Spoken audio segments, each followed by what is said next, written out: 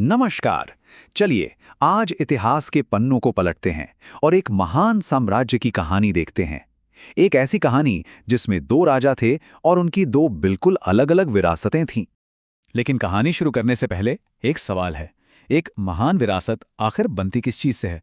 क्या वो कलम की ताकत से बनती है जो संस्कृति और ज्ञान को घड़ती है, या फिर वो तलवार के दम पर बनती है जो साम्राज्यों को फैलाती है? इसी सवाल का जवाब ढूंढने के लिए हम चलेंगे राष्ट्रकूट राजवंश के दौर में। ये एक ऐसा ताकतवर साम्राज्य था जिसने 200 साल से भी ज्यादा समय तक दक्कन के पठार और उसके भी पार अपना दबदबा बनाए रखा था।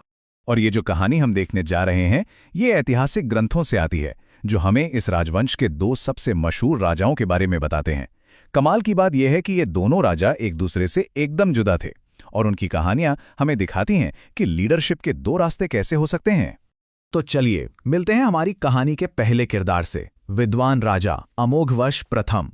सोचिए जरा, पूरे 64 साल का शासनकाल, ये भारतीय इतिहास के सबसे लंबे शासनकालों में से एक है। मतलब इतने लंबे समय तक गद्दी पर बने रहना अपने आप में ही एक बहुत बड़ी बात है। अब मजे की बात यह है कि इस दौरान उन्होंने मालवा और गंगावाड़ी जैसे कुछ इलाके गंवा भी दिए थे।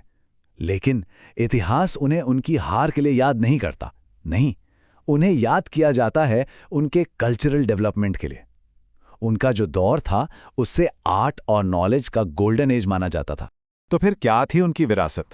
देखिए, वो जैन धर्म को मानते थे और उन्होंने खुद कन्नड़ साहित्य का एक मास्टरपीस लिखा, कवि राजमार्ग।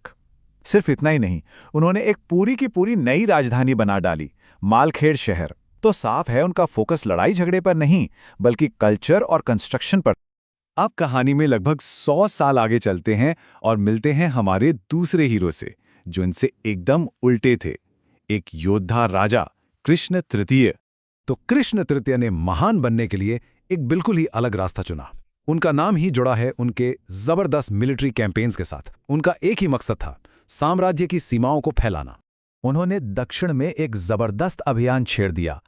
तक्कोलम में ताकतवर चोलों को हराने से लेकर तंजौर पर कब्जा करने तक वो अपनी सेना को भारत के बिल्कुल दक्षिणी कोने रामेश्वरम तक ले गए।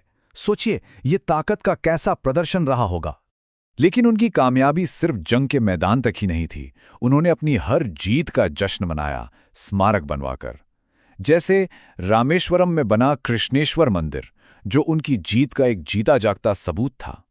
उन्होंने कांची जैसे बड़े शहरों वाले पूरे तोंडई मंडलम इलाके पर कब्जा कर लिया और अपनी जीत की मोहर लगाने के लिए जगह जगह मंदिर बनवाए।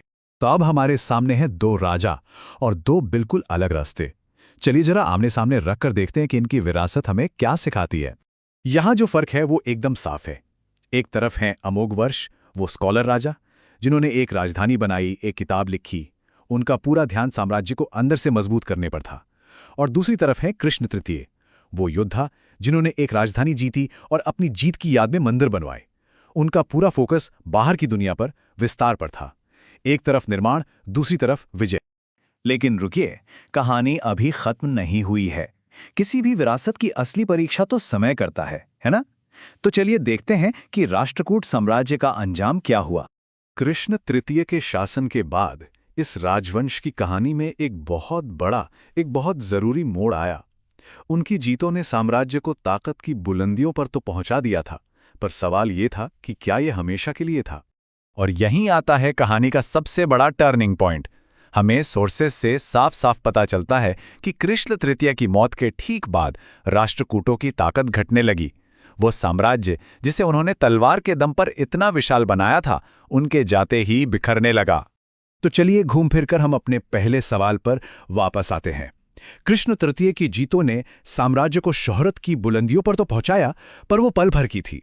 दूसरी तरफ अमोघवर्ष की कल्चरल विरासत आज भी कन्नड़ साहित्य और इतिहास में जिंदा है। तो शायद सवाल ये नहीं है कि कलम और तलवार में से कौन बेहतर है, बल्कि सवाल ये है कि हम पीछे कैसी विरासत छोड़ना चाहते हैं। एक ऐसी जो जीत के साथ ही खत्म हो जाए, या वो जो आने वाली पीढ़ियों के लिए संस्कृति और ज्ञान की नींव रखे।